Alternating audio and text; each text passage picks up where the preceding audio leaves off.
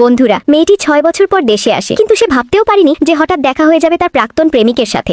সে তখন নতুন প্রেমিকাকে কুলে নিয়ে হাঁটছিল। হঠাৎ মুখোমুখি হয়ে যাওয়ায় দুজনের মাঝের পরিবেশটা বেশ অস্বস্তিকর হয়ে ওঠে। ঠিক তখনই ছোট্ট একটি বাচ্চা জিজ্ঞেস করলো, মা, এই সুন্দর আঙ্কেলকে? নারীর পাশে দাঁড়িয়ে থাকা ৫ বছরের বাচ্চাটিকে দেখে লোকটি অবাক হয়ে গেল। অদ্ভুত এক অনুভূতিতে সে নিজের একটি ভিজিটিং কার্ড বাড়িয়ে দিয়ে বলল, তুমি একা একটা বাচ্চা মানুষ করছো, যদি কোনো কষ্ট বা সমস্যা হয় আমাকে জানিও। সে ভেবেছিল এটা শুধু হঠাৎ দেখা হওয়ার একটা সাধারণ ঘটনা, কিন্তু সে কল্পনাও করেনি যে পরের দিনই সেই নারী সত্যিই কার্ডটা হাতে নিয়ে তাকে ফোন করবে। ফোনে নারী শান্ত কণ্ঠে বলল, এই শিশুটি তোমারই ছেলে। ৫ বছর আগে যখন আমরা আলাদা হয়েছিলাম তখন আমি ইতিমধ্যেই গর্ভবতী ছিলাম। ৬ বছর আগে এই নারী ছিল লু ইয়ানের প্রেমিকা। তাদের প্রতিবার ঘনিষ্ঠতার পর লু ইয়ান তাকে জোর করে গর্ভনিরোধক ওষুধ খেতে দিত, কিন্তু তবুও সে গর্ভবতী হয়ে পড়ে। সে জানতো এই মানুষটি কখনোই তার দায়িত্ব নিতে চাইবে না, তাই একদিন সে হতাশ হয়ে নিজেই বিচ্ছেদের কথা বলে দেয়। সে বলেছিল, লু ইয়ান, আজ থেকে আমাদের আর কোনো যোগাযোগ থাকবে না। লোকটি খুব শান্তভাবে শুধু বলেছিল, ঠিক আছে। এই একটি সাধারণ ঠিক আছে কথাটাই লিনসাংইউর ৮ বছরের একতরফা ভালোবাসাকে পুরোপুরি ভেঙে দিয়েছিল। ৮ বছর ধরে সে নিজের সবকিছু দিয়েছিল, কিন্তু শেষ পর্যন্ত নিজেকে এমন এক মানুষে পরিণত হতে দেখেছিল